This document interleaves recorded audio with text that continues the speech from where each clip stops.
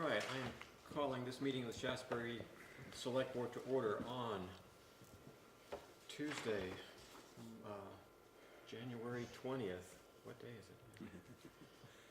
it? 2014. 15. 15.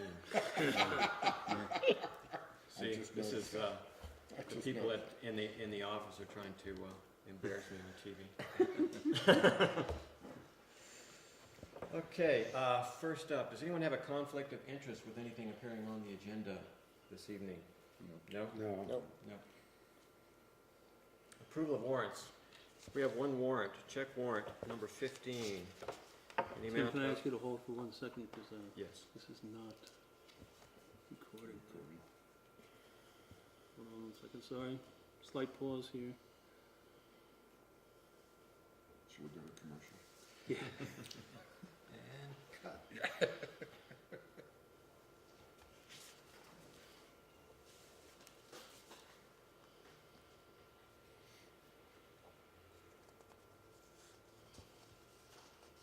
Oh, my eyes aren't what they used to be.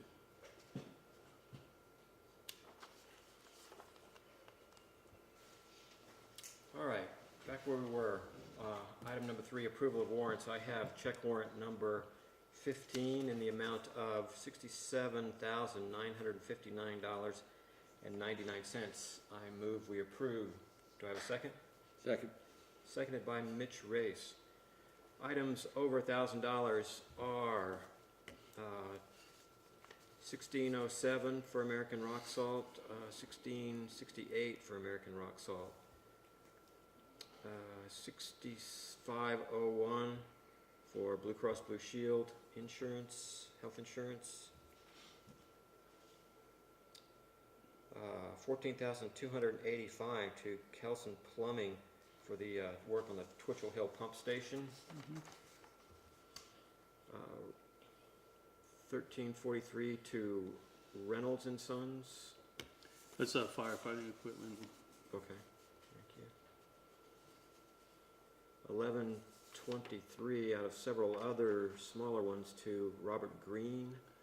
It's fuel. Fuel. Okay. Didn't we usually get that from Ray? Ray is truck fuel. Green is building fuel. Oh, okay. And $10,869 to William Daly. That's probably Christmas gravel. Yeah, Daly there and Barney above it for $4,400 is the Christmas supply. Christmas gravel. Gravel. That was our present for the thing. Right. Christmas gravel. Any more discussion? All in favor say aye. Aye. That is approved, 500.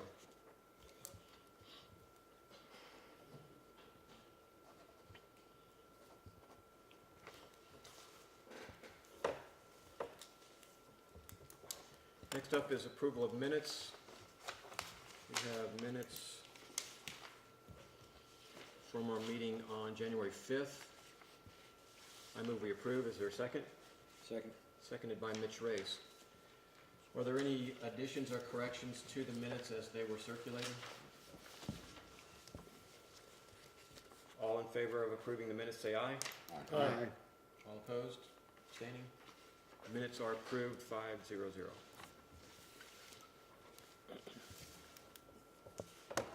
We are recording. Okay. We're triple booked now. Yeah. Nothing will get by now.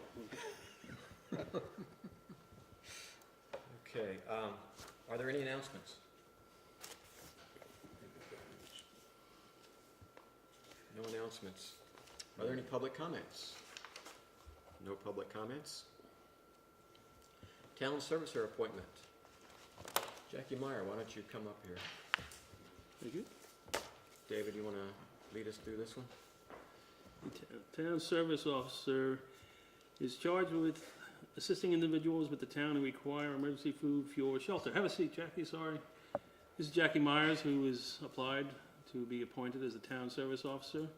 It's a required appointment by the state. Each town has to have one. I'll just read you the basics here on the roles. The town service officer is charged with assisting individuals with the town who require emergency fund, fuel, or shelter. He or she is a municipal official who administers the general assistance program after normal business hours of the Vermont Economic Services Division. And basically, in a nutshell, if people need assistance through normal government agencies and they're unavailable at the time, they would contact the town, we would contact Jackie to try and assist in the time periods where they're not available. And that's basically it in a nutshell there. It's basically will provide support within the program limit to assist a family or individual until the office opens up. General assistance consists of financial aid for food, emergency temporary housing, clothing, transportation, electricity, fuel, and medical care. And we could arrange, in a desperate situation, if it came up, through other funds to provide temporary help to someone through your office. But it would be only when the other offices in the county are closed. So it's interesting if it comes up. We haven't had much call for it, but it is a requirement to have one. So, Does she have a budget, or? there isn't really a budget for it. Okay.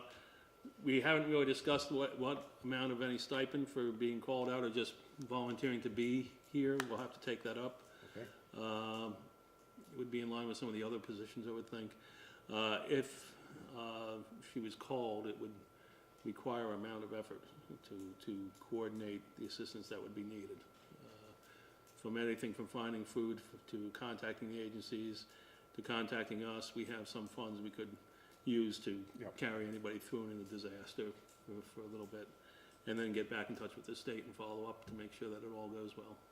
So I was going to print this out, but our printer broke. Oh, good, yeah. Yeah, we had sent it, right? Yeah, and the appointment has to be done before the April 15th of each year. After the appointment, there is, you'll receive a certificate, and there is some way for us to be reimbursed or get compensation from the state for time that she goes out. So we have to look into the details of that, because it really, like I said, doesn't come up that often, but it is good. Let's see. And just to be clear, the statutory duties are the duties of the town officer are to receive applications for assistance, to investigate and make determinations of eligibility for general assistance, grant from funds advanced to him or her for emergency general assistance, and perform other duties, including investigations under the welfare code as the commissioner may direct. And of course, that's if the county isn't available to do this. So those parts, like investigating something, certainly wouldn't come up. Unless there was a real emergency situation, we'd probably want to refer something like that off anyway. And that is about the complete thing. We will get you trained. There is a certificate from the Department of Children and Family Economic Services that I'm not completely sure what that entails. I'm sure somebody will be in touch. Yeah, somebody will let you know.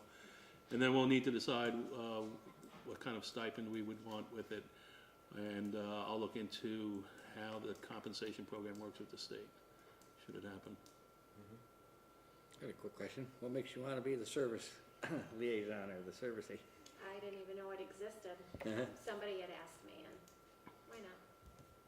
I like volunteering. Well, I guess I get stipend, but they said it hasn't come up 3 times in 30 years, so. Yeah. But I think that's because people probably don't really know about it.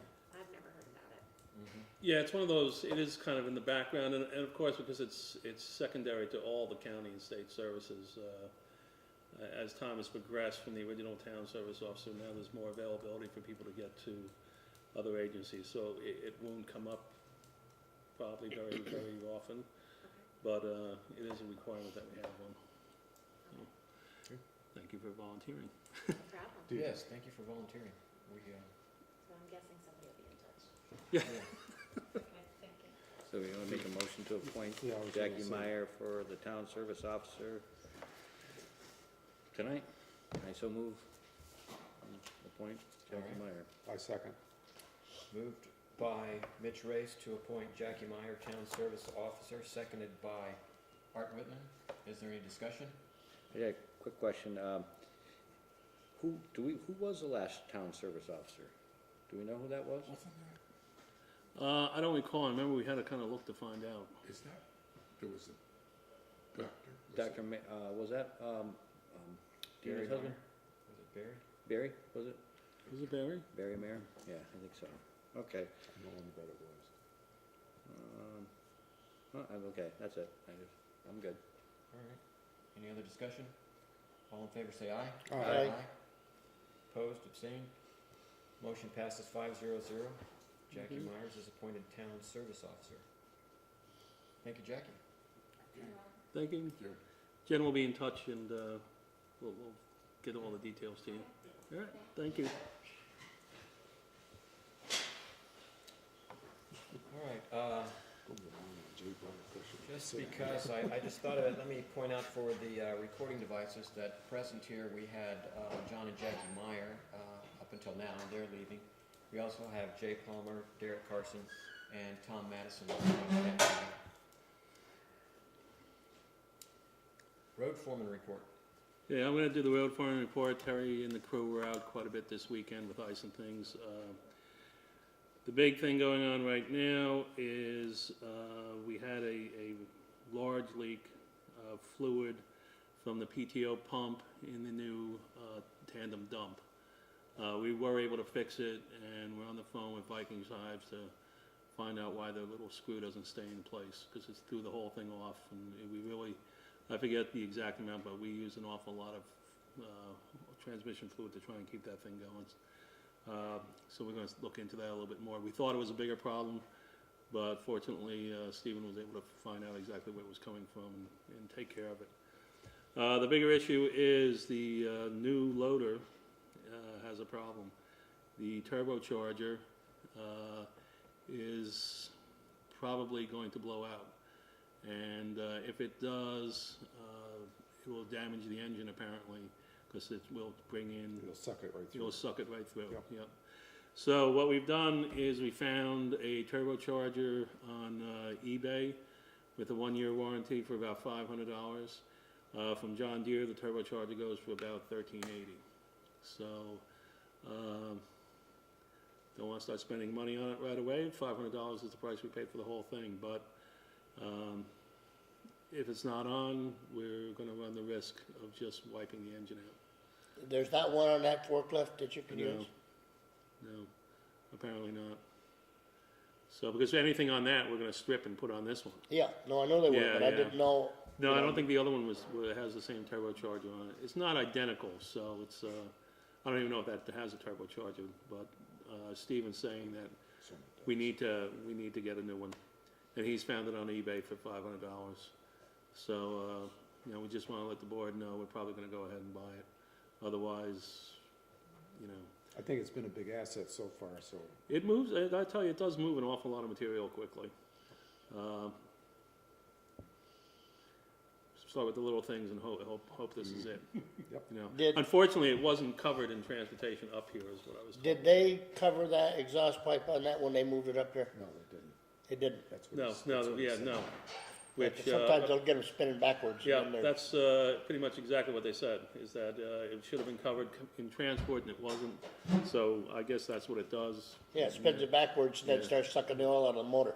Yeah, I guess that's it, and that's, you know. Okay. We have started a experiment somewhat of stone. Before we leave the Oh, loader, I just want to okay. comment that let's keep in mind that the loader, although it does seem to be performing well, the idea here was that it was too cheap to pass up, and we couldn't afford to buy a new one to do that, and there were several of us that were skeptical about the actual the property description of the thing when we bought it, but we had through back channels that it was a lot better machine than we were led to believe on paper.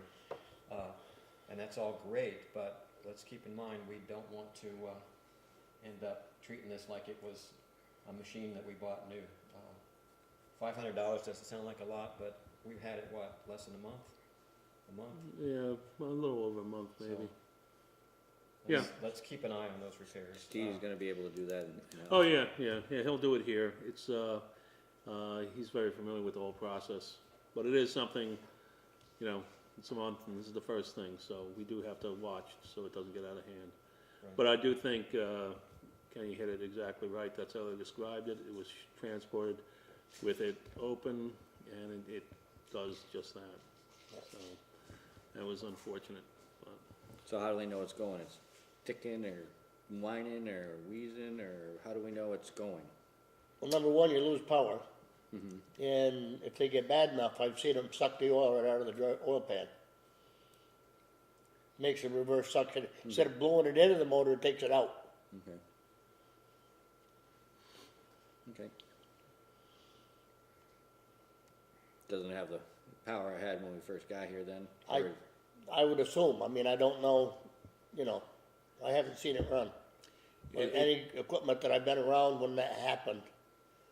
I mean, I've seen them suck 10 quarts of oil right out of a big diesel engine in a half a day. Yeah, it's apparently functioning. The concern is what you were saying, that if it starts to really go, it'll suck the broken parts right into the engine, and that will kill it most thoroughly. So it's 500 now, and hopefully not any more down the road. Okay. The other thing we've done, we was talking to some of the other road foremen in the area, from Airport Road up Trumbull Hill to East Road. We're trying a stone base, putting down in lieu of the old traditional sand and winter sand and salt. It's worked very well in other towns and winds up saving a lot of money. So we're trying it out on a couple of roads to see how well it works here, and if it's worth looking into doing on a lot of the other roads. It's kind of an experiment. Dorset's had a lot of luck with it, as have other towns, especially northern towns. So we're limiting it in scope just to make sure what's going on. So far, we've had a lot of positive feedback on it. And if it can reduce our soaring salt cost, it would be quite nice. So this is just a sand, a different type of gravel top instead of the salt? Yeah, Salt mix? yeah, because on the dirt road, you'd get a winter sand and salt mix. Mhm. And this is a gravel, a small gravel, and it just goes down. What happens is on the hot days, it starts sinking into the ice, and it gives a surface to grip all the time. And at the end of the year, you wind up with all that gravel is now in the roadbed too. So it has worked in other towns, and we decided to give it a shot here on a few roads. And so far, what I've heard is positive. But winter has a long way to go yet, so we're going to see. And that's about it for the road for today. All right, well, that's good. I like the idea of the experimenting with different techniques on the roads, and Yeah. if this panned out, it could They- save us some money. Dave, excuse me, on the, when we said about the gravel for the Christmas storm, Yes. what did they do with the gravel from White Creek? What did they use that for? Filling potholes? Yeah, well, actually, during the Christmas storm, we filled stretches of road because some of the roads were so bad. I have a list. We actually used 3 different types of stone. Shoulder stone, a gravel from Daly's and gravel from Barney's in different areas. I don't have the list here. But what we want to do is go back and observe these roads and see which ones hold up the best, and maybe look to buying different kinds of gravel. The shoulder stone gravel was working out to be about $100 more a tandem dump, but we've gotten very positive feedback on the way it held up, and it creates a much stronger base. But again, this is stuff that we have to look through. Let's see in a month, let's see in 2 months, and then we move in a different direction. But the cost difference per tandem is not a lot if we're going to put in, a tandem less material. How did it compare to the kind of gravel? I'm sorry. How did the shoulder stone compare to the Acano gravel? So far, I would say it's probably better, but we have a ways to go to look at it to see what it goes on. And like I said, we have to go back to where all 3 were put. And I don't have the list now, and I don't want to say a road and be saying the wrong road. Got the Connor gravel or Barney or Right. that. So I'll have all that for the next meeting, and we'll have a better idea. And we'll have a better idea about the stone we're trying to use now instead of the sand and salt mixture. Yeah. Some towns have had great success with it, and our budget for salt, as everybody's did, soared this year. Yeah. And it'd be nice to knock that down. Yeah, it would. Yeah. We're also experimenting with beet juice, mixing with our salt for the paved roads. Beet juice actually works with the salt, it helps protect the trucks from the real corrosive action of the raw salt in it. It also works with much lower temperature than salt, and when this comes out of the truck, it's almost like sticky. It doesn't bounce along the road. So we're setting it up with Norm in North Bennington. I have to get a pump to him, but it's been a busy week and I haven't gotten a pump to him. It's what we're doing is we're going to have the salt there, the mixed salt there, because we don't have the room. And if he needs clean salt, he'll get it from here, and we're going to load our trucks at his where it'll be mixed with the beet juice. And Norm's been, again, this weekend, North Main has helped us a great deal as we had a truck down, and they've been very good at trying to help us. Have we gotten the newest stand-up? No. It still No, isn't here? it's Okay. still not here, Yep. and it's still just one more thing, and it's really unfortunate. There have been different things that we've been bumped, I understand, for other towns that have had like fires and things, so Okay. we're trying, but Yep. we're kind of at their mercy to a certain extent. It's my understanding that all the manufacturers are kind of backed up this year for whatever reason, and people are getting delayed deliveries. So. Good. We got experiments going on with things. Yep. Good stuff. Thank you, David. All right. Let me note for the record that joining us in the audience are Barry Meyer and Oliver Durand. Our big piece of business tonight is to warn the March 3rd ballot. And there are a few items on that we have to give our attention to. The ballot format is the same. There's the warning of items that will be approved at town meeting, which is the same every year. Nothing has changed there, except the budget amount. And the budget amount that we have is $1,970,092. And that's, I think we're pretty confident with that. It's down just slightly from last year. And so that goes on to the ballot. We'll be talking more about the budget in a little bit. The other big thing on the ballot is the 4 zoning bylaw changes that we approved the language for these a few months ago. This, you'll recall, we had hoped to get this on the November ballot, and then it slipped, and so we made sure we got that taken care of. And so it is the zoning bylaws for changing the zoning in the hollows, where it was requested that a change made a decade or so ago, pushing some people into forest and rec, pushed them back into rural residential with a 5-acre lot size. There was some specifications on home occupations, better defining what is a home occupation and how big an operation it can be and still be considered a home occupation. Multifamily housing, as we had discussed, the bylaws said we could have multifamily housing in rural residential but not in village residential, was the way it was before. We all felt that was backwards, so we're turning that around. We're allowing multifamily housing in village residential. And still keeping it. And allows only 1 and 2 family dwellings in rural residential.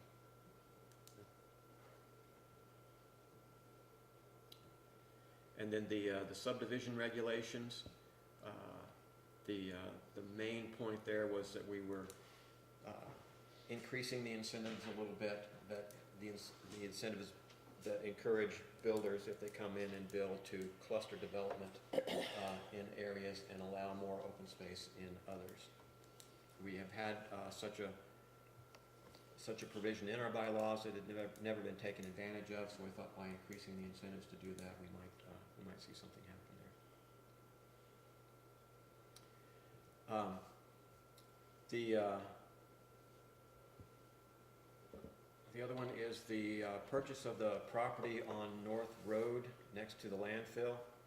We have been talking about that in the last couple of meetings, but we We feel that that property, which is now up for sale, it's a quarter-acre lot at the entrance to the landfill. It's kind of just a future planning kind of purchase, with the idea that that is industrial land, that and the house next to it, which is not for sale, so we're not trying to acquire that one right now. So is this $40,000 included in the budget, or is this something we're gonna take out of somewhere else? What we have in the budget is a $13,000 payment on this. What Art suggested that we do, instead of raising the tax a full cent to pay for a $40,000 purchase, that we finance it.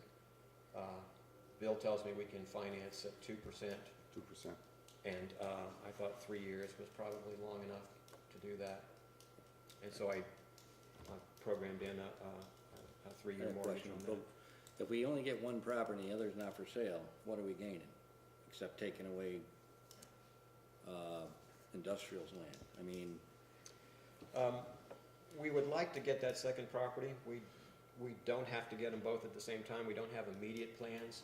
is there, I mean, we increased the budget this year because of the expenditures last year. We took. So the budget is not increased. No, so we don't have any increase The at all? budget is down, Well, essentially leveled down. just a The tiny amount bit of from- funding that were raised by taxes is going up. The amount of funding that we raised by taxes is going up because last year we had $120,000 in fund balance to spend that we don't have to spend this year. Correct. But the expenses are down. I mean, are we in the property business? I mean, I know there's talk of possibly putting the town garage there, changing the swap, or changing the, transfer station, moving that and using that area for the garage. I know we talked about that in the meeting here, but, I mean, we're gonna own more industrial land, which has a premium on it, for the most part. And, for what? Go ahead, answer that.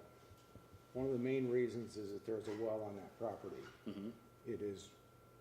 The plume doesn't appear to be going towards that well, but if it ever does, $40,000 is gonna be a cheap thing, because we could be sued for a lot more than that. But they don't get the water from that well. They do, absolutely do. They do. I thought they got what's the property that gets it from across the road? That property gets it from several places, but the well is a major one.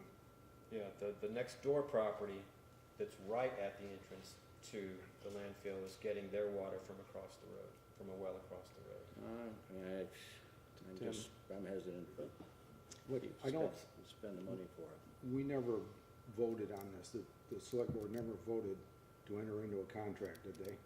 No, and we have Okay. not entered into a contract yet. Okay, so maybe that's the first thing we ought to do is vote as a board to enter into a contract before we Is put this it on for the sale? budget. I mean, is this currently for sale? Oh, Is it- absolutely. Is there a Yes. for sale sign on it? There's a for sale sign on it, yes.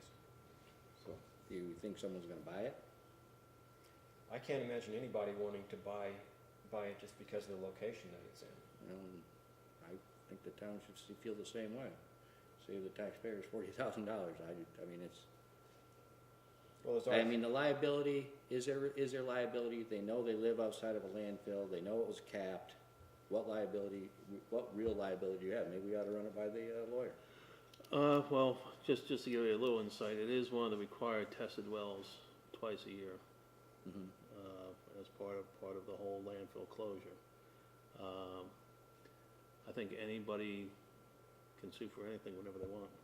Yeah, but, If something goes wrong, the levels are, well, it's beyond me, I don't know the science of it, but then we get back, it's been kind of stable, but that is a well that is on the test list twice a year. so, we would know about any leaching into that well within 6 months. Yeah, in theory, yes. no, as Art said, we're protecting ourselves against something that might happen in the future. And it's not a lot of money, but if the water on that land or the property next to it became contaminated, we might get sued, and that could be expensive. And as he said, you don't need a reason to sue, you just need a lawyer. And if somebody sues you, you've gotta defend yourself, and it gets expensive really fast. And it's land that, it makes that whole parcel of land more useful by owning those properties, whatever we decide to do with it. Maybe we wanna put solar panels there. We talked a lot about solar panels, decided we didn't wanna put them right on top of the, landfill cap, but this is off the landfill cap in that same area.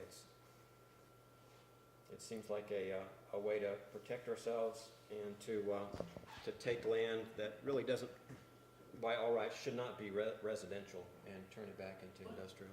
Where is it in relation to the entry into the land?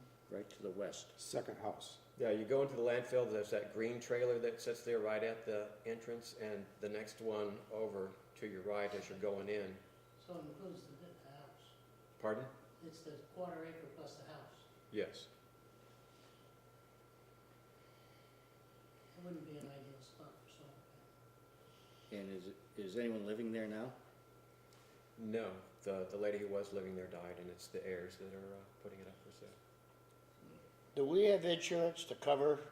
Yeah, Let's, That well? we're getting a lot of discussion here outside the realm of emotion, so why don't, I'd like to make a Art motion. moves that we purchase the property at 492 North Road. I thought Art said we should enter into an agreement before we bring it up to vote on it. What I said was that the select board, the first thing the select board should do is the select board should make or agree that we're gonna buy it. And that way the selectmen can enter into a contract with the seller. The contingent on the approval of the voters for the money, And who's the seller? Madison. the estate. But my point was, it would be foolish to put it on the ballot for the money if we haven't even entered into a contract. So I think the first thing we've gotta do is agree as a select board that we're gonna enter into agreement with the seller. And do we know what that's assessed for? It's assessed at 45,000. They are asking 40, and that's what we have indicated we would offer, subject to voter approval. I agree with Art.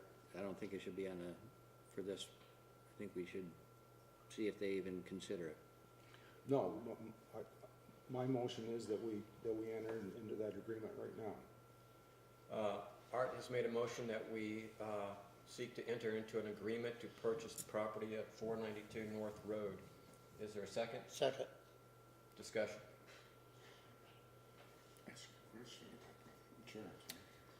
I'm gonna abstain. I don't think we should be Oh, in the yeah, property business. I don't think we should be in the property business. Can we find out if is there insurance to cover that well? In case we didn't buy it, or, you Yeah, know, if our town insurance policy might cover something like that. Yeah, I mean, I'll make an inquiry for you. I have no idea what the scope of that insurance would be, or even what part of the insurance would cover it. well, I would think it would, but because you've got the landfill there and, Sure, we're paying a premium on that landfill insurance anyway.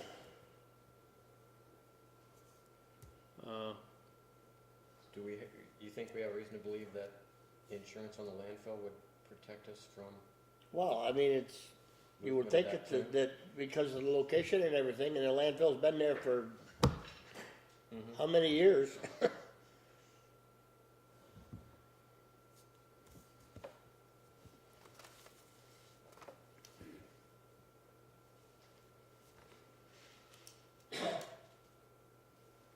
Well, as I said, I think the property doesn't belong there. It belongs as part of the landfill. It is up for sale, and this is an opportunity to purchase it, turn it back into industrial land for whatever purposes, and to protect ourselves against whatever might happen with the water on that property. Any more discussion? All in favor of the town seeking to enter into contract to purchase the property at 492 North Road, say aye. Aye. All opposed? Abstain. Abstaining is 1. So the motion carries 4-1-0-1 with Mitch abstaining. And so the other question that did come up when I first thought about it. I thought about going ahead and just purchasing it outright. Art suggested that we spread the payment out over some period of time. I suggest 3 years, and that's the way we have written it up. But if there's dissension on that point, we can change that. But given that we have agreed to seek to enter into a contract, are we agreed that we try to borrow the money to do it at what I'm told now is 2% rate? The ballot warning says less than 5 years. I have budgeted for 3 years, with about $13,000 a year is what it cost us. Total finance cost is about $1,200. Are we agreeable on that point? All right, the next item to warn on the ballot is the movements into reserves. And these are largely as they have been before. The existing reserve funds are actually, I believe, reserve transfers are all the same as they were before. A couple of new things.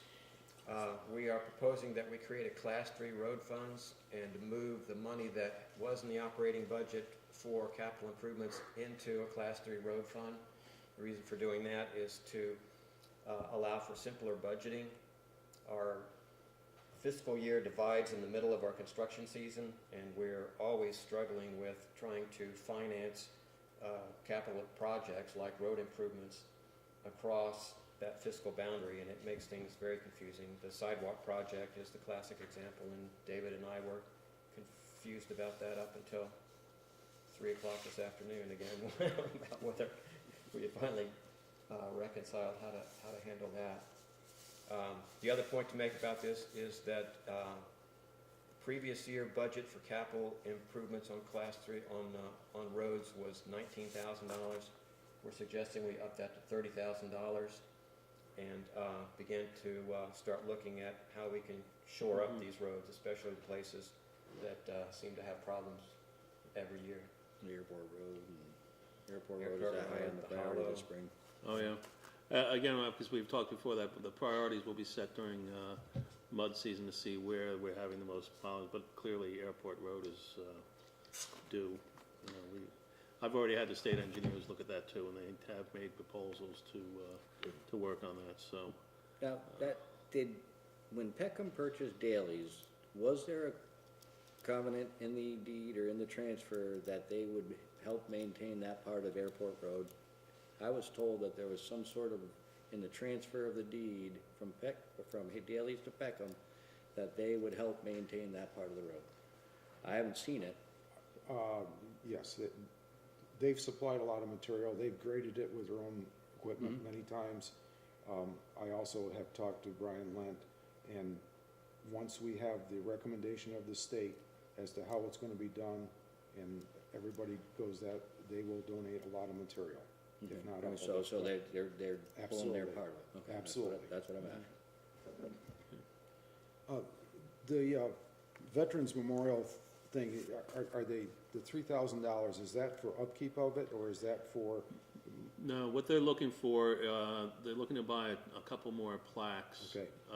And they're quite expensive. I forget what Dennis Sure. told me exactly, Okay. but they're quite expensive. I didn't realize that it Yeah. wasn't complete. Yeah, they want to add a few more, and they're getting close now. Okay, yep. Barry, did you have a comment? What is a class 3 road, just curious? A class, oh, go ahead. Well, I was going to say essentially gravel roads. Oh, Yeah. but what is it now? What is what now? What are the roads now that you want to upgrade to class 3? No, these are all, most of the roads in town are Class 3 roads. What we want to do is the capital improvements to them, which is to have the money set aside in this fund so we can improve the stretches of road that, all over the town that are severely potholed and damaged. And so we can identify areas and program during the course of the summer the construction to fix sections at a time. I think the best way to explain it is that Class 2 road, the state will help you on. Yes. Class 3, We don't get any state aid on the class 3 road, so it's all on us. yeah, it's all on us. And there are some paved Class 3 roads in town, Hickory Hill and a few roads like that. Harvest Hill. Yes, Harvest Hills, I always do that, Harvest Hills. But most of them are the dirt roads, and we do need, as Art said, we're responsible for them. There's no state aid for them. So my road, town line road is a class 3 road. Yes. Right. Mhm.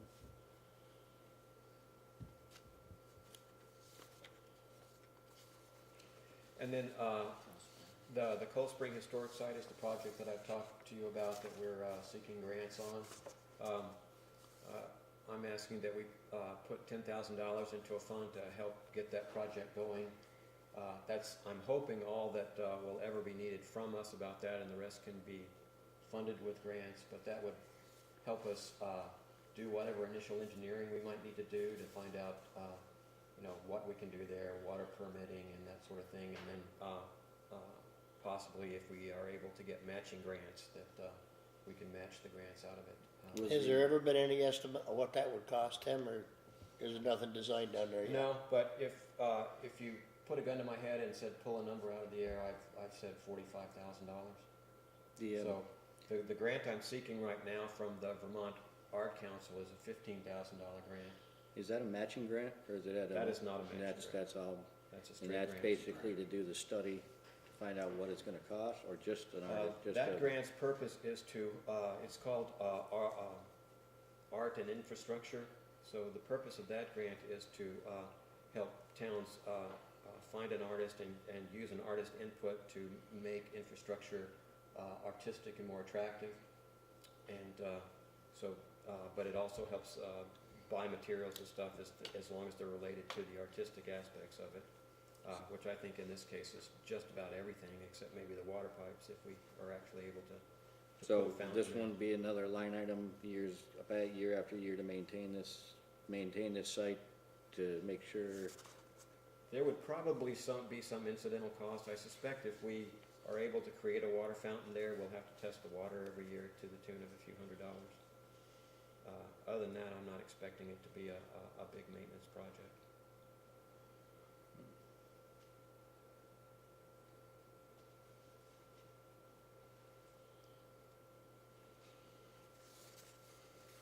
Any more comments? So those are the reserve fund items that are going to be on the ballot. The community appropriations, there's the list. It's a long list, and it is almost exactly the same as last year's list. So all of the people who responded last year responded again, and so they're all on the ballot, subject to voter approval.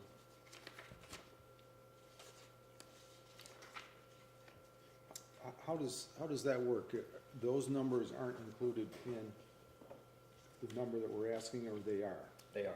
Okay, And if they get voted down, then that's money we don't go have to into the spend. general fund. okay. And what was the total of that? Do we have that? Yeah, It's around $60,000. Yeah, that's what it was last yeah, it's year. 60,000 and change. About the same as last Yeah, year. it 3% of is. the budget. Well, one or two went up by a couple $100s, and one actually went down, so. So any other questions about items on the ballot warning?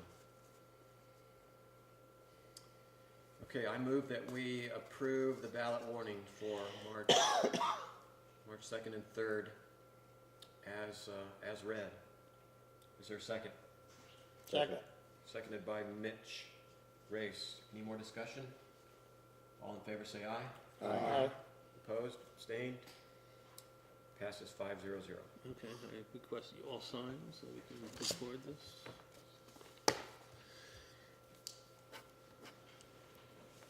You know, if we voted down that block, that's just what it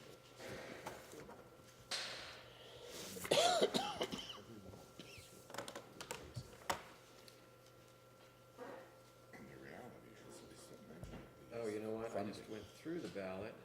It's contingent on the town. This will help control the budget That's the discussion. problem. because we just approved it. Okay, put it away. Let me bring up the budget and we'll run through it one last time.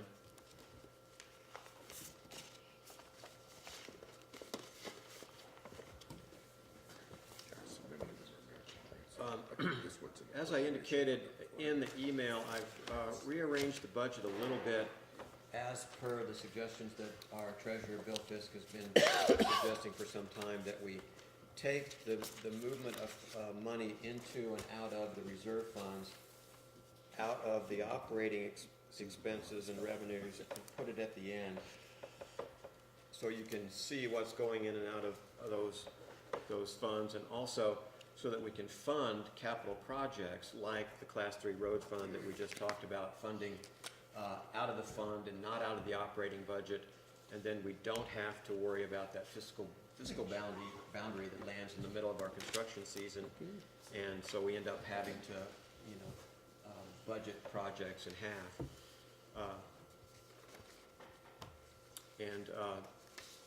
The bottom line on the budget is the number, $1,970,000 is down slightly from last year, at just over $2 million last year.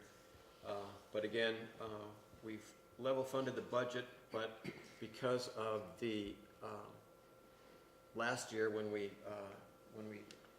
passed the budget, we had $120,000 in fund balance that the treasurer recommended that he thought was excess that we could use to offset taxes. So we did offset taxes with our current land grand list value. 1 penny in taxes raises about $40,000.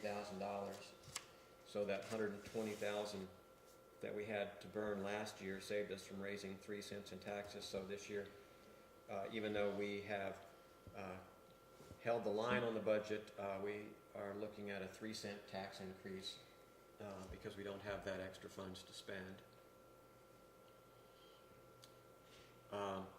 Even though the budget is going up, I think David has done a really good job of going through it with a fine-tooth comb and squeezing it tight to allow us to do a few things like increase the amount of money that we're putting into our Class 3 roads, fund the Cold Spring project, purchase the property at North Road if the voters approve. Where else have we beefed up things a little bit? David, you can. Extraction Sheriff. equipment. The sheriff is more. The sheriff, We added we sheriff, added the sheriff, for more. We've added a 2% inflation index to things that where that's appropriate. And debt service increased again this year, 7,000 for the new tandem. Last year that would have been 30,000. That was the down payment. The payments are 37, so that's another 7,000 increase this year. A couple questions. The winter salt budget, number 244, line 244. Winter salt, I mean, I'm going back through the history, 36, 35 last year. And we budgeted 37 for this year, and we're budgeting 48. Why do we, I mean, we've never, a couple of years we've come close to hitting 37,800, but we haven't hit it yet. Cost of And salt has increased Cost of dramatically. salt went up over $20 a ton this year. So that's That's also why we're moving with the experiments I was talking about, Yeah. from beet juice to the stone, because it's out of control. The salt is incredibly expensive. well, this year, if it doesn't, go down a lot next year, because But, they build up the.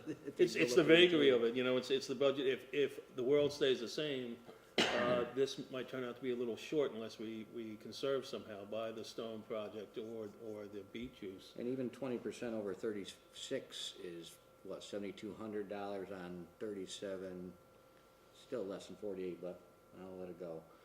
Number 268, line 268, I thought we are gonna get rid of this John Deere tractor mower, and we got $1,000 budgeted for maintenance. We were supposed to get rid of that last fall. Yeah, that is going to go away. Yeah, pull that out. Yeah. Take that out, That should have gone when we added the surplus loader. And a question, go back up in the firefighting, 201 and 202.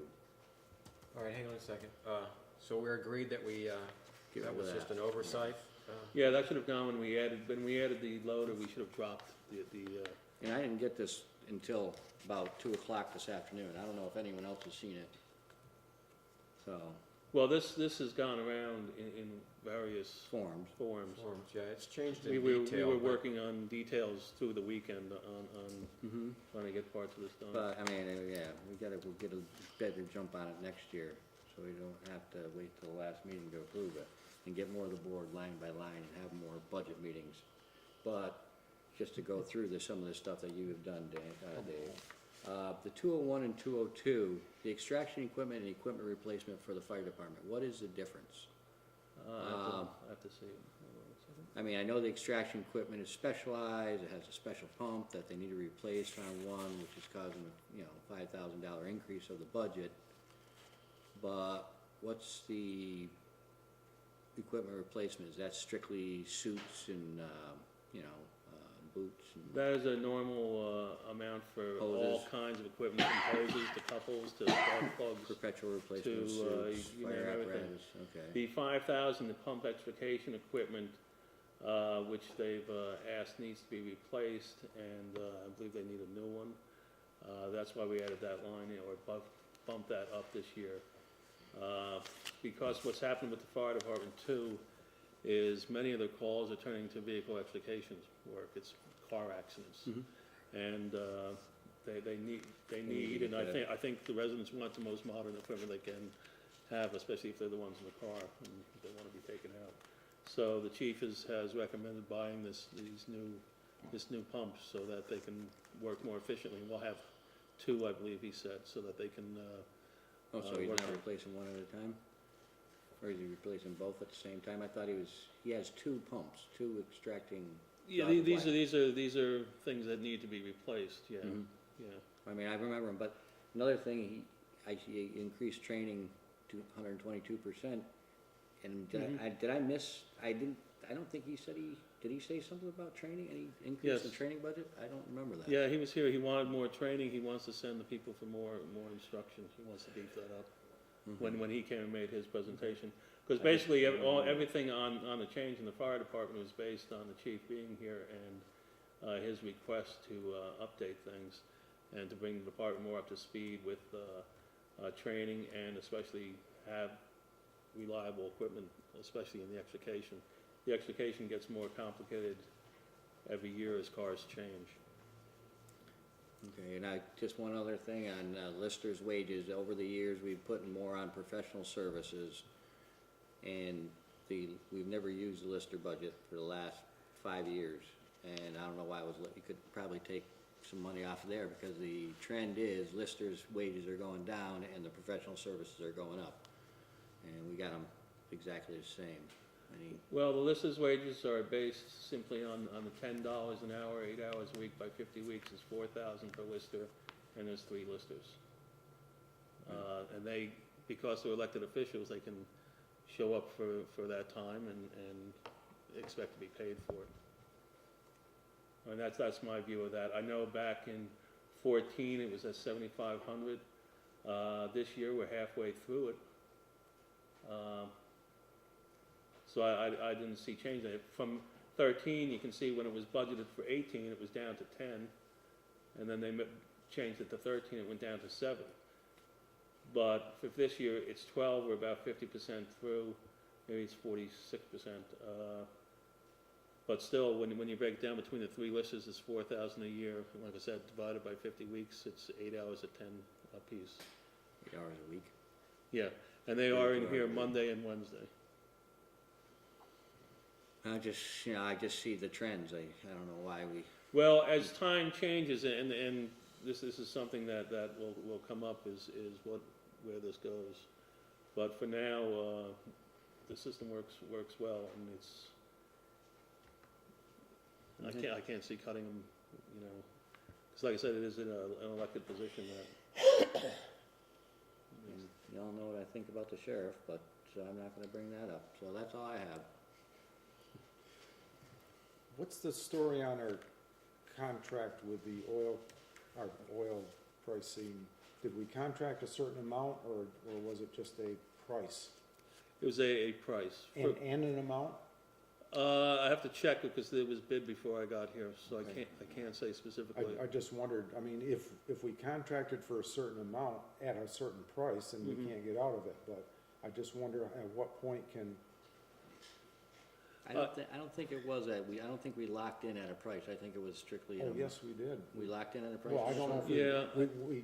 we accepted the low Oh, bidder. yeah, the low bid. Are we talking- But that was 17%, or set like 17 cents above cost a day of delivery.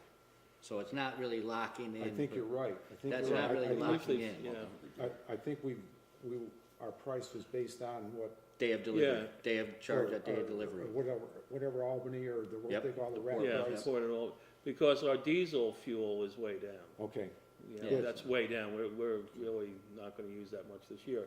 But as a matter of budgeting, I did, because the cost of living adjustment around here is about 1.8 now. I did include 2% for fiscal 16, because next winter, you know, we're a full year away, the entire thing could be changed again. and could absolutely. be going Okay, up. then. Yep. Mhm.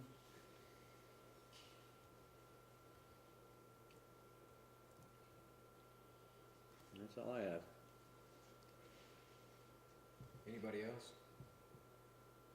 Well, the only other thing I would comment is right where you are now is, part of trying to make the Class 3 road grant, fund as effective as possible. We've added $2,500 to have a little civil engineering consulting. There are stretches of some of the roads in town that seem to have the same problems season after season. It's like a new set of eyes to try and give us a one-time, fix it this way, and we won't be back again in 8 months doing the same work again. I think it's more efficient than pouring gravel into the same spot all the time. The state doesn't provide that? Oh, 3 or 4 months, yeah, yeah. The state doesn't provide that? The state, not the Class 3 roads. Okay. They will, they did Airport Road for us because it's a Class 2 road. Okay, It's like the only dirt Class 2 road we have. yep, okay. And occasionally they would help consulting, but we're talking 60 miles of road, and, Okay, you know, we have to be responsible for our own at some point. And I think it's a better way to get a handle on, you know, you look at stretches, like I've said, of like Horton Hill, where it's all rutted and potholed, and then it's really nice, and then it's potholed again. And just need somebody to look at it with the right engineering eye and say, do this, this, and this. We do it once, and we don't have to come back Okay. for a few months and do it again. For years. Yeah, we hope, and there's also hopefully a way to keep the gravel and the other budgets down too, because we wouldn't have to keep going back and pouring gravel into these sinkhole. Do you have that engineer lined up, Dave? Or- Oh, no, if the budget's approved, then we'd have to put this out to proposal. We'd have to get proposals from people. Yeah, because a lot of that, when you get into mud season in the spring, you could look at it yourself, and it'll tell you what you gotta do.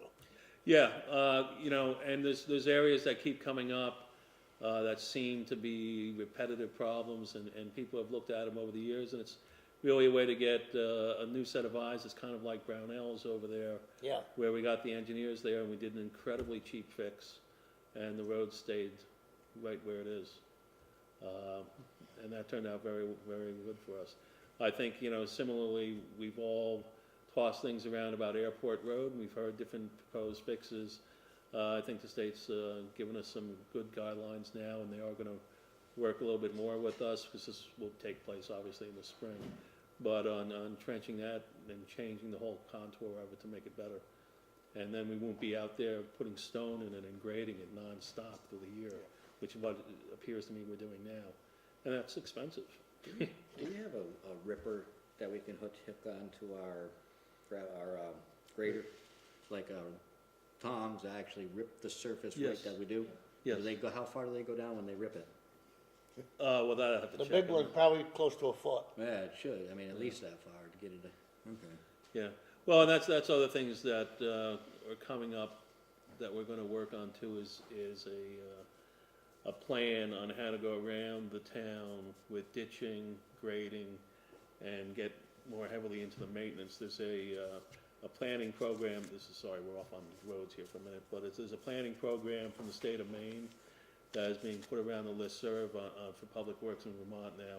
That will allow us to enter in different parameters and help generate a plan of how to maintain the roads. And the best part is, when someone calls about the road, you can access it and just say, this is when it was done, this is when it's scheduled next. And, you know, we can look at things and know where we've been, know where we're going. And some towns have had good success with it up north, so it's something we're gonna look into. And it's also much cheaper than the other things I've looked at. It's pretty much free, so that's pretty good. Use GIS maps and road maps. Yeah, I'm not sure of all the exact details, but, you know, programming it won't be a big deal. Okay. It's really, you just gotta get the parameters in there and start using it. I was just looking at what David had done to our sign budget. He had cut $2,000 there. I suggest we put 1,000 of that back in. I've been hearing a lot about theft of signs lately. And Also speed signs, and that isn't just, street signs, that's speed. That's gonna be safety signs. The road crew needs new safety signs. It's street signs, which are getting taken at an appalling rate. Speed signs, it's everything. Because if a road isn't posted. It can't be enforced. It can't be enforced. Yep.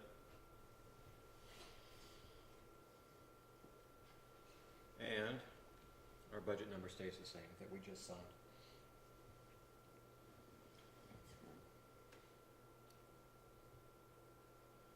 So I believe that takes care of the warning of the budget, of the ballot, including the budget.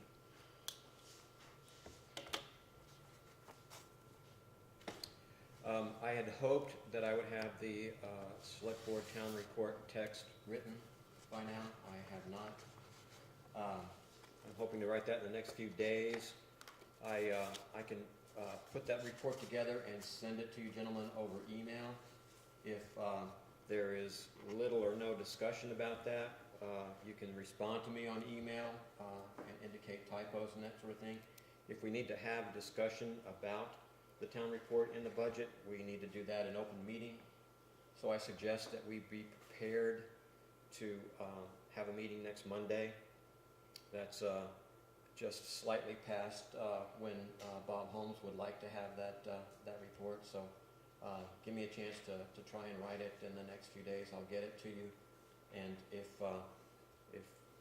you know, I hear that we really need to get into open meeting and discuss it, then we'll plan to meet on Monday. Sounds good to me. It's When pretty much might you have that, Tim? Because my computer's down, I'll have to check with Dave.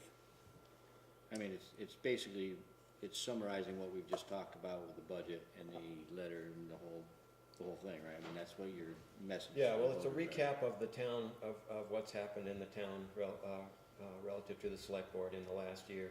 It talks about the budget. It includes the budget notes, which explain many of the changes and the priorities and the details as necessary of the budget.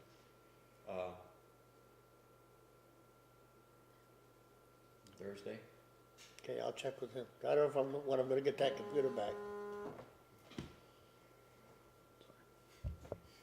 Yeah, I'll get on it. We've gone. Yeah. David and I have spent a lot of time on the budget, even though it didn't change in detail. We've been squeezing and Many stretching it a lot tweaks. and getting confused by that bloody sidewalk grant every time. You know, we sat here the other night and I explained to you why it should be taken out of operating expenses, and then we talked to Bill and he explained how it needed to go back in, and then it needed to come out. So if it's in, it skews the entire budget. It Just shows money that messes isn't everything there. else. Yeah. Again, why the importance of having those capital projects that are not ongoing expenses funded separately, especially the things that get built in the summer. One thing I'm adding to the budget, and right now these are all just notional, but at the end, after all the line items and all of the transfers into and out of reserves, and then the summary, which I've beefed up to include revenues as well as expenses. We used to have one that just had expenses in it. I've started to put in a budget for capital projects like the sidewalk. One of the things that you should note is that the sidewalk is a $188,000 project. We've been saying it's a $100,000 project because that was the part that was budgeted for the first half of the year, and then that never happened, and so it got moved to the second year, and We we've got all more been. grant, we got another grant. We've got two grants, they're both around $90,000. It was all planned to, be built over a summer sometime, if we can ever get the state approval for it. And isn't that lighting and, isn't there lighting involved there too? There's lighting. That's Right. part of the extra. Flashing lights. Yeah, and, there's safety lights involved in it too now, yeah. Again, but the whole point is, get those things out of the operating budget, put them down at the bottom, fund them out of funds, so you can look at them in one piece across the construction season, and it's all a lot less confusing. So we have our local share with our Yes. fund balance minus Yeah. $2,992. Yes, we do. We're ready to roll. We're Ready to roll. I'm waiting for one gentleman in Montpelier to check a box so we can plan. Yeah. Yeah, this is becoming This is- absurd. yeah. We're about to start yanking on Alice's chain. I think all she has to do is walk across the street. Yeah, we have to start, now that this part's done. There were a lot of reasons for the delay over the fall. Lots of people changed staff in Montpelier and in KAS, and they went back and forth on the easement a little bit, but it's just kind of ground to a halt again, because right when Trevor was gonna sign the easement agreement that we had all reviewed and everything, I got a call from the state that someone yanked it to check the easement again. And that was just before Christmas, and this has kind of preoccupied me, but now we're gonna go back to someone check the box and send it to KAS so we can design this and bid it and get it done this summer. I think it's been long enough waiting for this. Mhm.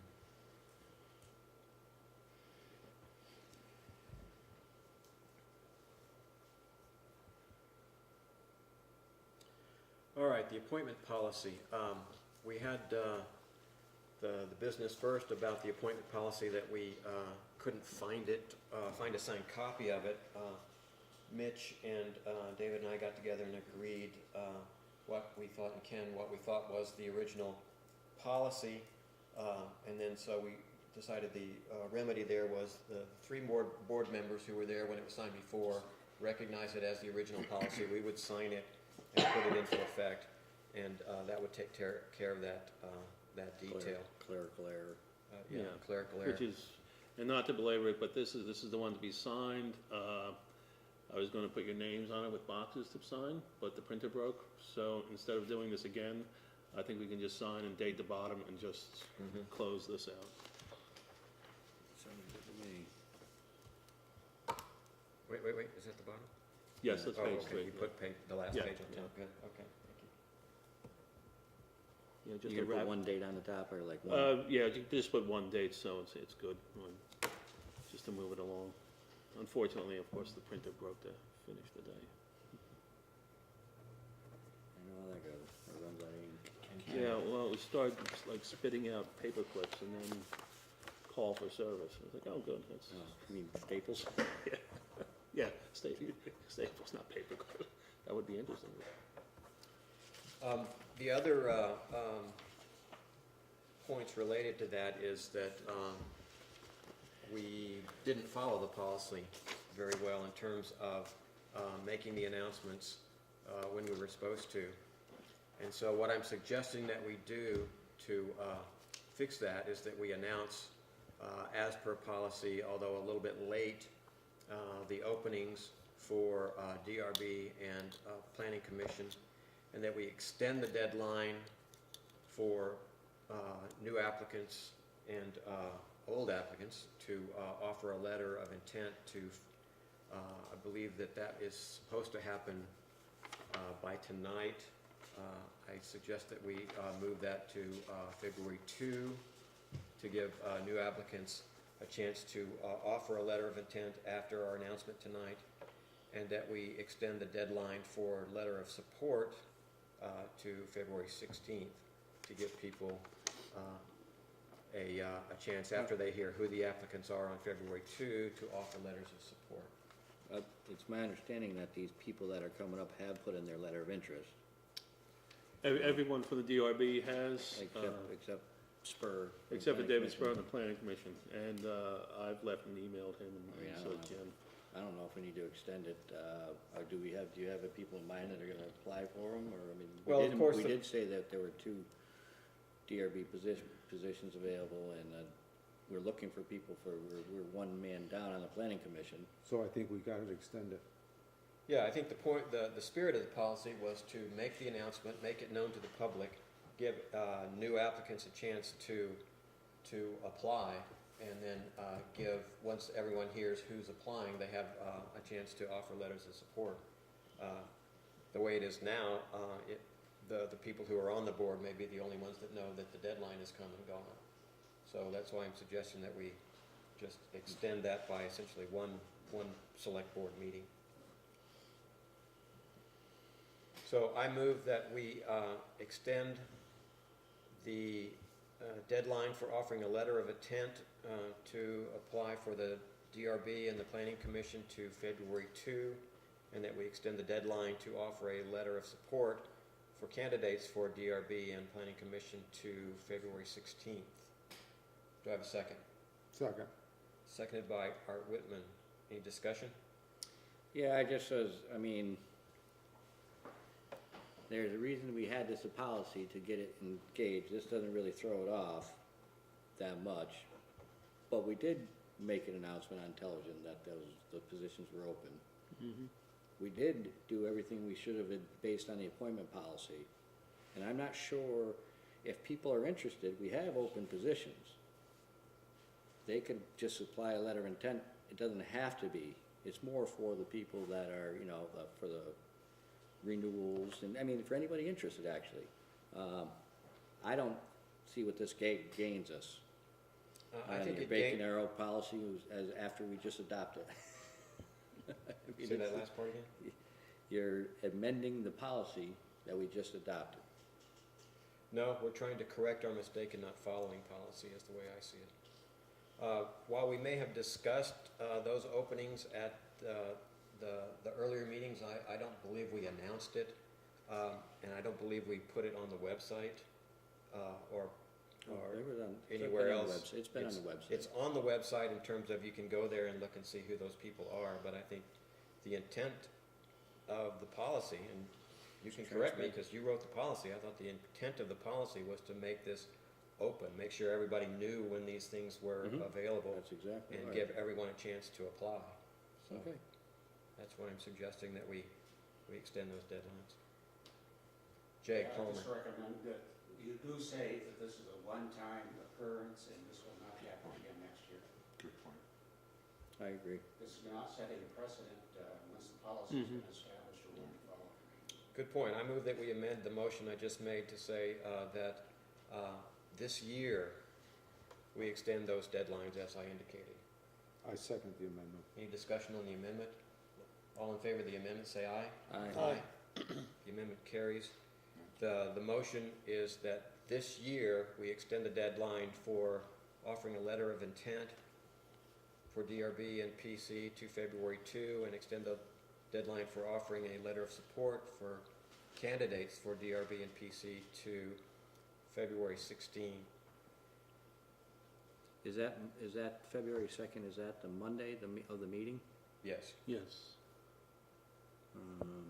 So we take them, up to 5 o'clock then?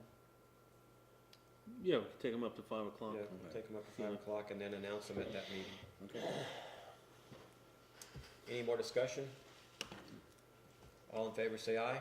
Aye. Opposed, abstaining? Motion carries. So, let it be known throughout the lands that there are openings on the DRB and the Planning Commission.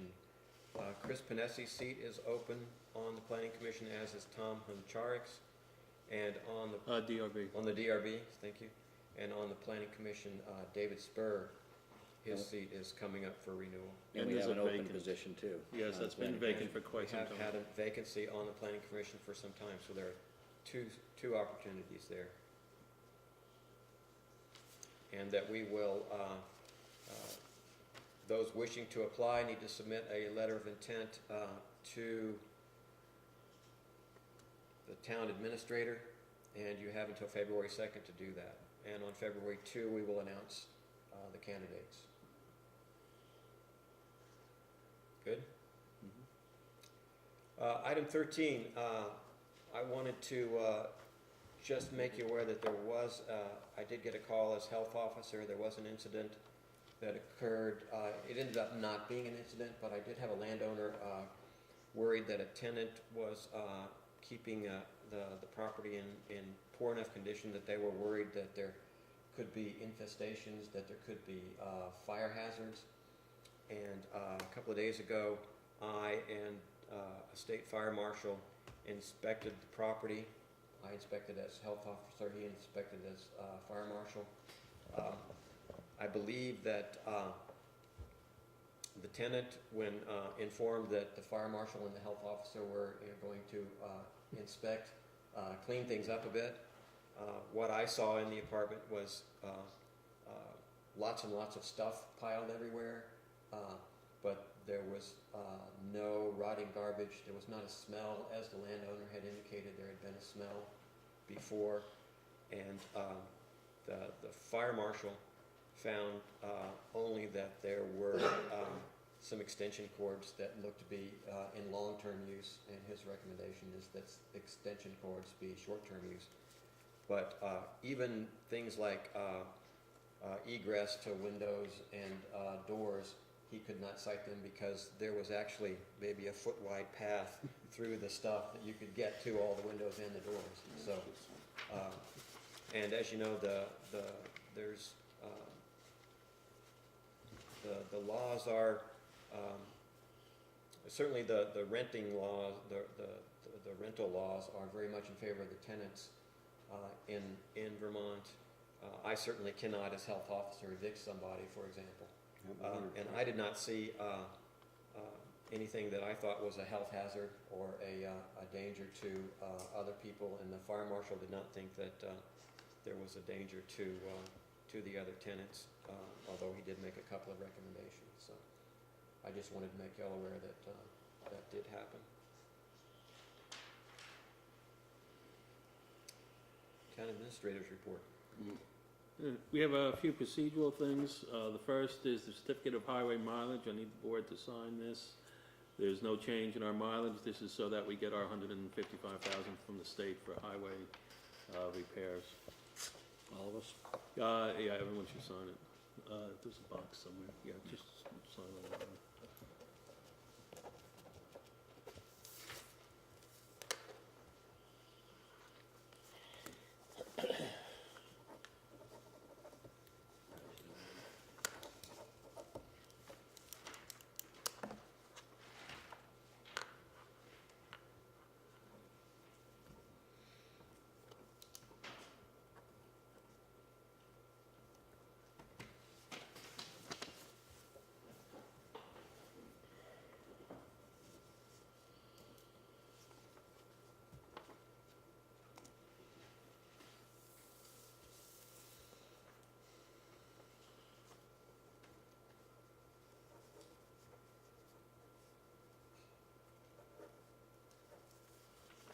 All right, the next item is a liquor license renewal application for Poland.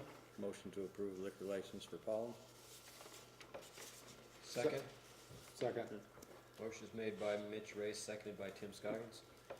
And Judy gave me a big sticky note that all of us need to sign that. So. Any discussion on the motion? All in favor say aye. Aye. Opposed? Abstaining? Motion carries 5-0-0.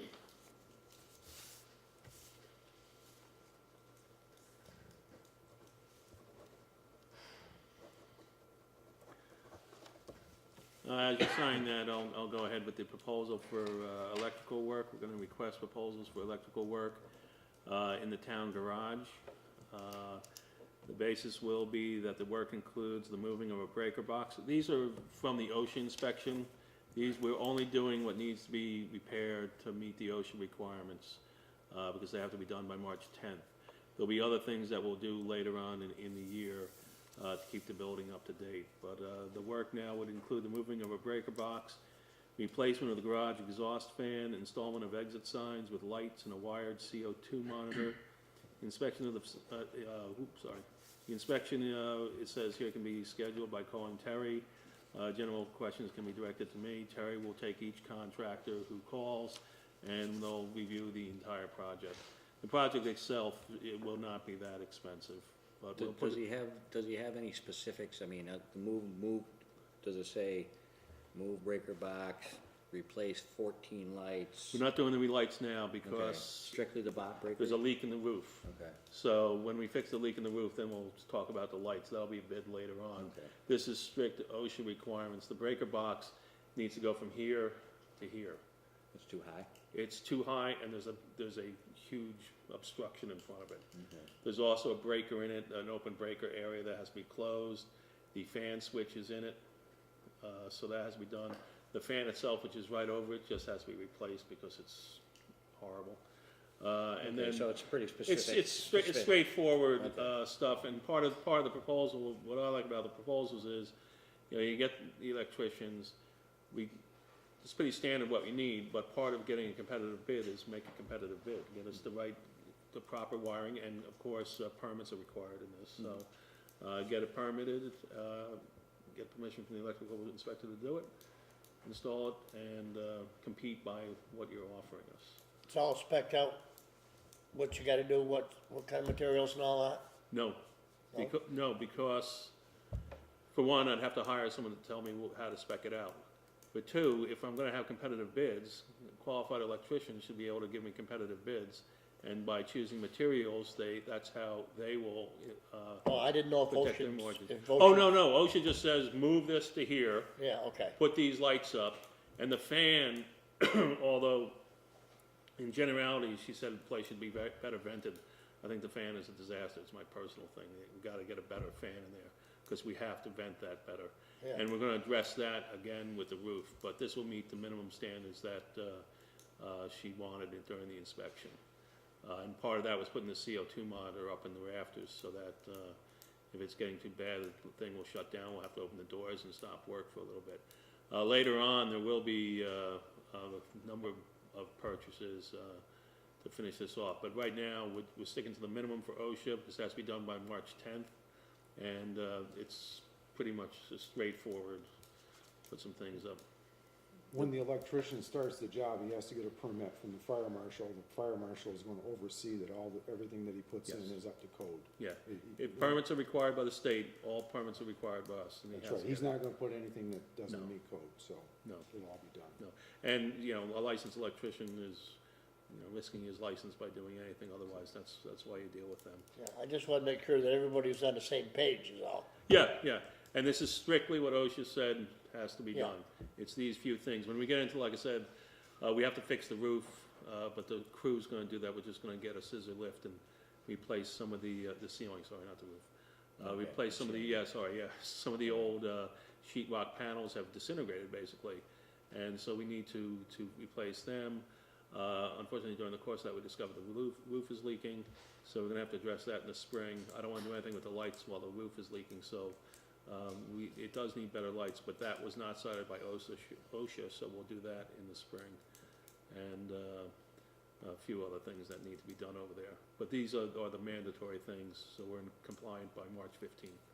So is it leaking because the metal is disintegrated on the roof? I don't know, we have or to go up is and it look. a seam type thing, a branch hit it? I'm hoping it's like a seam or something. It's really, someone's gonna have to go up and look, but given the age and the state of the building, I think it's better or more or less a bucket of tar job to seal it up and try and preserve it for a few more years. We're certainly not gonna replace the roof. It's really combating rapid deterioration, trying to keep it, stretch its life out for a few more years. Barry, did you have You said a monitor in the ceiling, you said CO2. CO2. CO, CO, not CO2. did I say CO2? I have to check. It should be, yeah. Yeah, I'll have to check. Are they combined now? I think the monitors. CO is the right answer. CO is right, okay, right. I mean, I'm not picking nits, but I'm wondering. No, actually, I will I think they check might be that combined. with the report, and we'll change that if that's, the way it is, yeah. Yeah, Is the fan- exhaust out is of, the fan a ceiling fan, or is it? The fan is a wall fan, it's an exhaust fan off the back, and in most, you would have something that actually fits the stack and would vent outside. Yeah. This is like a big fan that just tries to suck the air out the back. They feel that's okay, and, but they would like the overall ventilation improved. So we're gonna start with the bigger, more efficient fan. This fan is really, really old. And then again, when we look in the spring, we might have to try some other things. I prefer some things on stacks if we're gonna run something for a while and just have them vent straight outside. You know, but that we'll deal with in the spring. This will meet the OSHA's requirements. And when I say OSHA, I'm speaking BOSHA for those who are getting confused. That fan was originally put in there for when they were welding. Yeah, yeah, and the welding is other things that, because Steve primarily is the welder, I've discussed a lot of the welding with him, that we're gonna need to buy some more, a couple parts. There used to be a screen so that when you're welding, people who are walking in aren't exposed or don't accidentally stare You at get it. flash for that, you'll know it. Yeah, oh yeah, Look yeah. at it long enough, you Yeah. got sand in your eyes. But there's just simple safety precautions that should be in place, and we're addressing all those. Yeah. And there's a few that are dying for my lectures that I have to give to fit other OSHA standards, because we're not trained in some things. I even have a film for them, so they're all excited about that. But they'll all have the official OSHA training by the time we're done. And the fire department is helping us out. They have to have fire extinguisher training and fire response training, things like that. So we're in good shape to get it all done and meet the OSHA requirements in time. This is like the last thing, and this really shouldn't take very long to do. So we will put that out, and I will check the CO2 monitor. The last is the roadside mowing bid that we've discussed and approved to contract out the roadside mowing. I did not have time to get this around to everybody. It is essentially the same format from the last time we did the bids. Let's pass this around for everyone to look at. And we'll get that out. Also, just on the bids for a minute, all the bids now, there's a section on the town's webpage in the top right corner that says bids and proposals. After tonight, these will be put on the website by the end of the week, and then they will all stay on the website for the, this one has a closing date, actually. February 2nd, we'll have to have the electrical bids because we have to get moving on it. Otherwise, they'll stay on for 2 weeks, and we'll take it from there. I saw that, man. Yeah. I did get, what we're gonna put on too, because I got a recommendation that, we're gonna add a line there that, proposals and bids will be put on the website, either the Wednesday after the meeting where they come here, or the following Monday.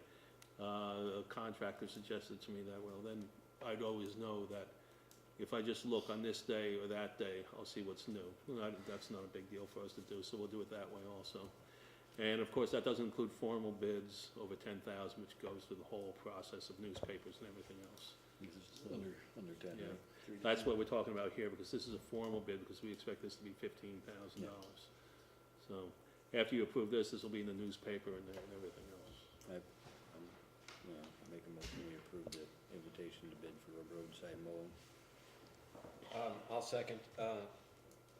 To paraphrase what I'm seeing here is, it says that a qualified contractor will mow all roadsides along 70-plus miles of rural roads. He's expected to do 2 passes. He has to have insurance, he has to take care of the signage, and then there's details about the payment and our right to reject bids. Explain 2 passes, does that mean that he goes down through? 2 passes a year. Two times a year? 2 he's times a got- year. As Yeah. opposed to just doing? Two double passes. Yeah, 2 double ones. passes. It'll be a single pass twice a year. Okay, yep. Now, does that include backside of guardrails too? Yes, it does. It has a little list of the obstructions he might encounter.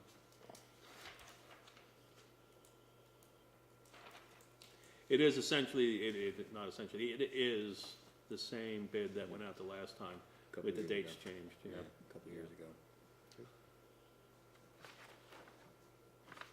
And didn't we have the contractors that contract for the state work for the town that year? Yes. I think they did it, Hostly. yeah. Yes, Housley out of Manchester.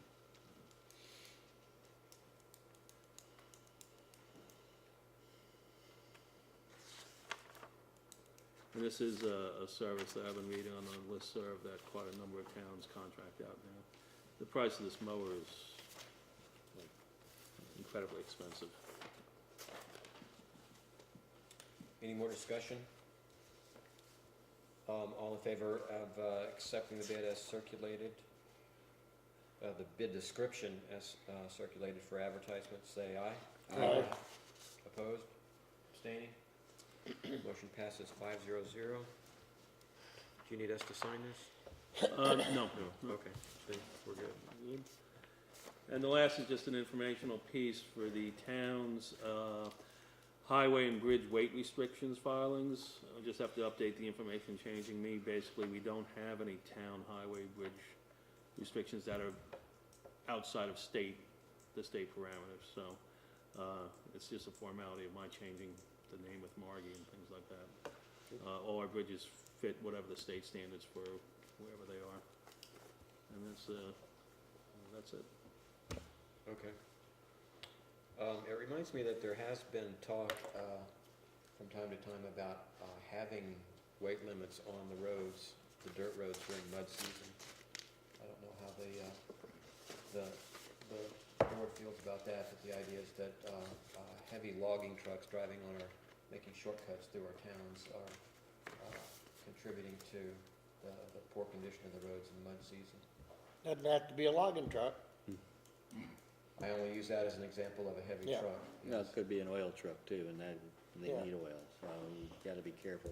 Yeah, when I was on the going up to restriction. the hollow when it was very muddy, I was following a truck carrying pellets for somebody's wood stove. And the pellets have to get there because they need the heat, and he was sinking in, and I was sinking in behind him. But yeah, those are the restrictions we're looking into, and that, he was loaded. But, you know, it's like a fuel truck, they need the heat, and he has to get up there, and he made it. And I went through a big rut behind him, but he made it, you know. So when we get into the restrictions, we'd have to do a lot of research into the types of vehicles that have to get deep up into these areas.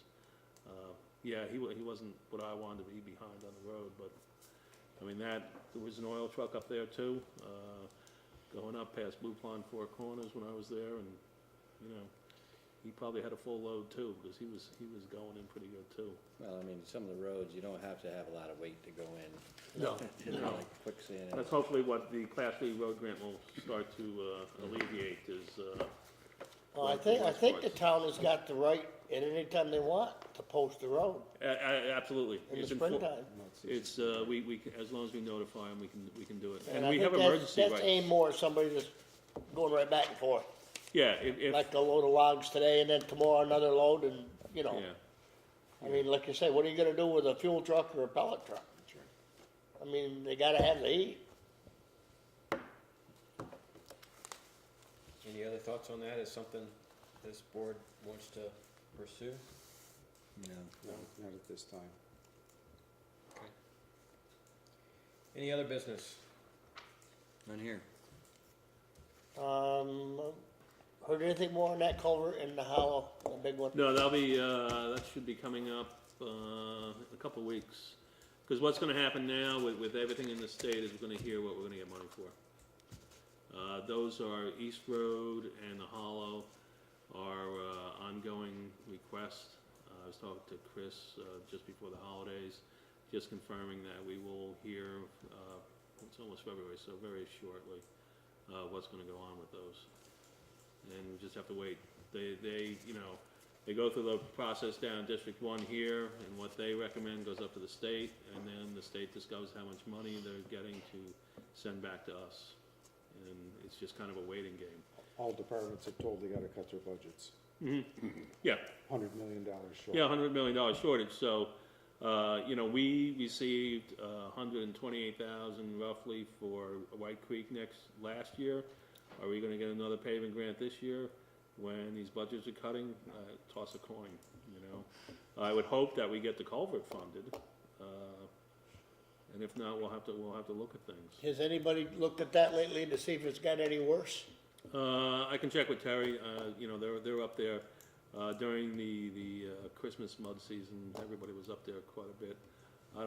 I drove over it several times, I didn't notice anything. I did Well, that- it's I in the did that. bottom. Well, yeah, but I mean, as far as, you know, if there was anything critical, you'd see Oh, someone. no, I mean, I was over there the other day too. Yeah, I didn't, yeah, but it was when I saw the problem. it's the bottom. It's in the bottom and the bottom Yeah. is coming out. Yeah, yeah. I think if, we can look at it again, evaluate it again. I think if it hit the point where something like a Brownell thing where Yeah, it's clearly causing an issue, we'd have a better chance of getting state emergency funding because it's the only way in there. I mean, that makes a those big are- difference. Those roads aren't considered, No, highly traveled roads. yeah, like no, they're Oak not, but Creek. there are residents up there, and I would think we would have some shot at getting funding from some source for an emergency. For a failure. Because it's a failure, it's like a bridge failure. yeah. So, I mean, clearly we would have quite an issue if suddenly we couldn't use that thing. And we, you know, in the worst case scenario, we can get a temporary bridge thrown up very quickly. Because the state hasn't, but, you know, I don't think it'll come to that. No. But we'll have it evaluated again. Like I said, hopefully within a month or so. It's either late February or early March, we'll hear. We'll know what they're gonna do. And of course, it's all dependent, as I said, we've got a $100 million deficit in Montpelier. They've said that the highway funding, what we just signed, will be okay, but then we're into the grant area. And who knows where that's gonna go. And we just got one. So, we'll see. Anything else? The only action item I remember is that I need to write the select board part of the town report. Anybody else think of anything they need to do? I got a lot of stuff to do. I need to get this in a format to Bob Holmes. The Yeah, the whole budget. the whole budget thing. Yeah, I need to tidy that up a bit. It's got Yeah, red and bold and stuff Yeah, here yeah, where we were yeah. doing things, and I'm not sure that Actually, the notes are yeah. Well, we can really review that. understandable yet. It'll be, Yeah. once I get the town report, that'll be part of that. Actually, by the time you tidy it up, it'll probably be ready for him anyway. It'll probably be pretty much that format. It will be that, you know, Yeah. because you even have the percentage changes in it, which is, yeah. So actually, thank you. It's done. Yeah, I got it. I'm on it. Barry. We were talking about muddy roads, and mud season, you all know the story about the parable of the muddy road. My wife grew up in the Northeast Kingdom, and her father used to tell me the story about going out during the height of the mud season, when his neighbor Walter Wheeler was walking down the road, and all of a sudden he seen a hat in the road, and the hat appeared to be moving. So he picked up the hat, and there was his neighbor, Clyde. And he said, "Clyde, I believe you're in trouble." He said, "No, I'm not. I've still got my horse on."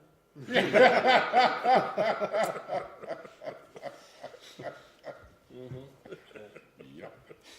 Well, I'm proud to say I don't think our roads have ever gotten that bad. But seriously, 30 years ago, farmers used to pull people out. I mean, I can that was a remember real- tractors being active all the Yeah. time. All the time. Pulling them out, so it's a lot better than it used to be. Yeah, you Okay. go over to West Shaftsbury, where our home was there, Johnny Peters' old farm, you don't see too many going along, but his father buried him in the road.